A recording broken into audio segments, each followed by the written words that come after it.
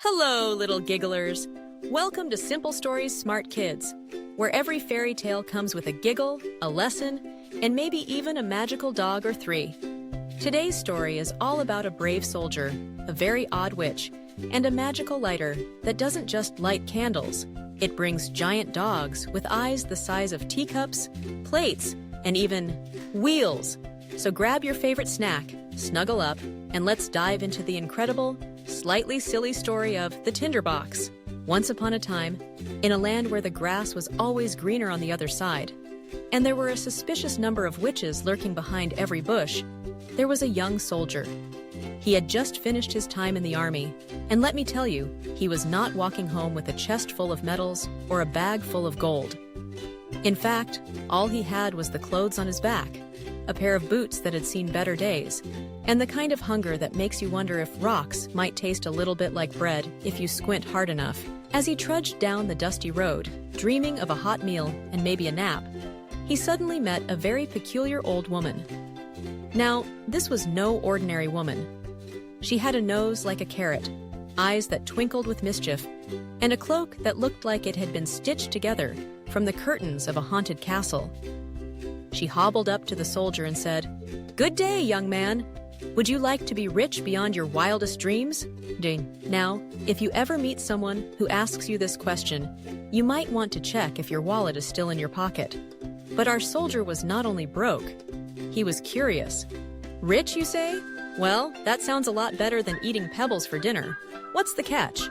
The old woman grinned, showing off a set of teeth that looked like they'd been borrowed from a pumpkin.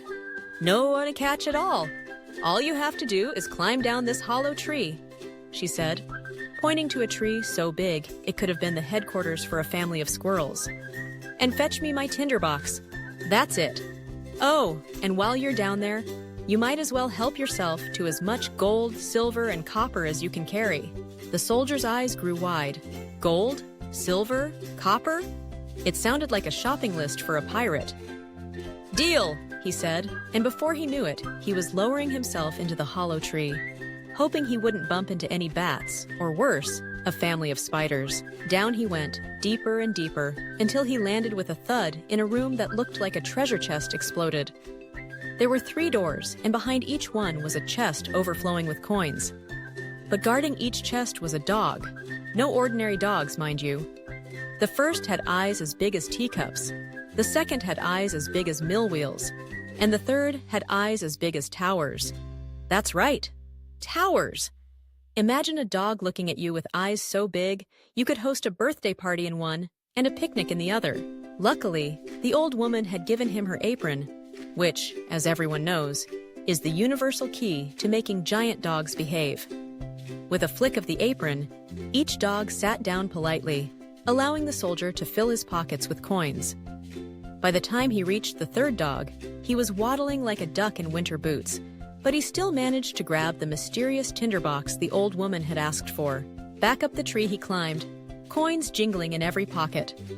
The old woman was waiting, her hands outstretched. "Hand over the tinderbox!" she cackled, but now the soldier was suspicious. "Wait a minute. You said I could keep the coins, but you seem awfully interested in this old tinderbox. What's so special about it?" The old woman's eyes narrowed. "That's none of your business. Give it here." Well, our soldier had met enough witches and fairy tales to know that when someone says, "It's none of your business," it's definitely your business. So in the blink of an eye, he decided to keep the tinderbox for himself. The old woman, seeing she wouldn't get her way, stomped off in a huff, muttering about ungrateful soldiers and the price of firewood these days. Now, with his pockets full of coins and a mysterious tinderbox in hand, the soldier marched straight to the nearest town. He bought himself a fancy set of clothes, so fancy in fact that the tailor had to invent a new kind of button just to keep up. He ate pastries until his stomach was round as a pumpkin, and he rented the biggest room at the fanciest inn, where the pillows were so fluffy you could lose a cat in them. But as anyone who's ever found a treasure chest will tell you, gold has a way of disappearing faster than you can say shopping spree. Soon, our soldier found himself back where he started, penniless, hungry, and wondering if he could trade his boots for a sandwich. One night, as he sat in his room, staring at the tinderbox and wishing it could conjure up a pizza, he struck a match. To his astonishment, one of the giant-eyed dogs appeared, wagging its tail and drooling all over the carpet. "What can I do for you, master?" "Nikse." The dog asked, in a voice that sounded a bit like a vacuum cleaner. The soldier's jaw dropped. Could you bring me some money?" The dog disappeared in a flash, returning moments later with a bag of gold coins, which he dropped at the soldier's feet. The soldier was so delighted, he almost hugged the dog, but thought better of it. After all, who wants to be squished by a dog with eyes the size of towers? From that day on, the soldier never wanted for anything. If he needed money, he struck the tinderbox.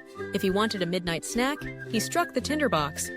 If he needed a dog with a built-in flashlight for eyes, he struck the tinderbox. Life was good.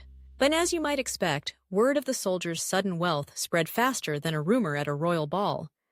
People whispered, "How did he get so rich? Did he find a magic goose? Is he secretly the king's long-lost cousin?" The king himself grew suspicious, especially since his own treasury was looking a bit thin. And to make matters even more interesting, there was a rumor that the king's daughter, the princess, was the most beautiful girl in the land, but she was kept locked away in the palace, guarded night and day.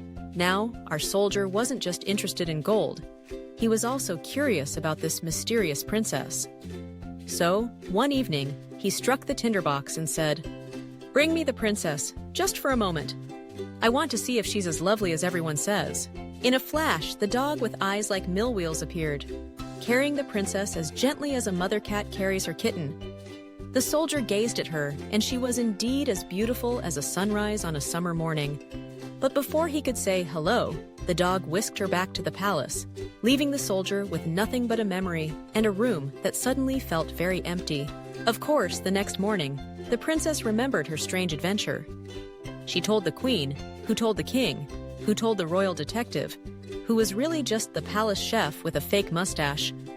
They decided to keep a closer eye on the princess and to find out who was behind these midnight shenanigans. But our soldier was persistent. The next night, he struck the tinderbox again, and once more, the dog brought the princess to him. This time, the princess left behind a tiny shoe, because, as everyone knows, no fairy tale is complete without a lost shoe. The palace went into an uproar. The king declared, "Whoever fits this shoe is the midnight kidnapper." They searched high and low, testing the shoe on every foot in the kingdom. When they finally reached the soldier, the shoe slipped on perfectly. Well, almost perfectly. His toes were a little squished, but he smiled bravely. The king was furious. "Off with his head!" he shouted. Because in those days, kings didn't believe in second chances or timeouts. But just as the executioner raised his axe, the soldier remembered his trusty tinderbox. He struck it 3 times, one for each dog. In a flash, the dogs appeared, barking and growling so loudly that the king's crown rattled on his head. The dogs chased the guards up the curtains. The queen hid behind a potted plant. And the princess, well, she just laughed, because she'd never seen anything so exciting in her life. The king realized he was beaten. He offered the soldier a deal. "How about you marry my daughter and become king instead of, the other thing?" The soldier thought for a moment. He looked at the princess, who smiled at him with eyes brighter than gold coins, and he said, "That sounds much better than losing my head." So, the soldier and the princess were married in a celebration so grand that even the dogs got to wear little crowns and eat cake. The old woman? Well, she was never seen again. But some say she opened a shop selling magical aprons to anyone brave enough to climb down hollow trees. And what about the tinderbox? The soldier kept it close, just in case he ever needed a midnight snack, a bag of gold, or a dog with eyes big enough to see into next week. So, my dear friends, if you ever find yourself wandering through the woods and a strange old woman offers you a deal, remember the story of the soldier and the tinderbox. And if you happen to see a dog with eyes the size of a pizza, don't forget to say hello, and maybe ask for a favor or two. And they all lived happily ever after, with enough gold, laughter, and magical dogs to last a lifetime. Woo-hoo! That was one possum story. What did we learn, little heroes? That clever thinking, kindness, and just a sprinkle of magic can lead to some seriously waggy tail endings. If this story made you smile, bark, or want a magical tinderbox of your own, give this video a big thumbs up, smash that red subscribe button, and ring the magic bell to get more fairy tale fun every day.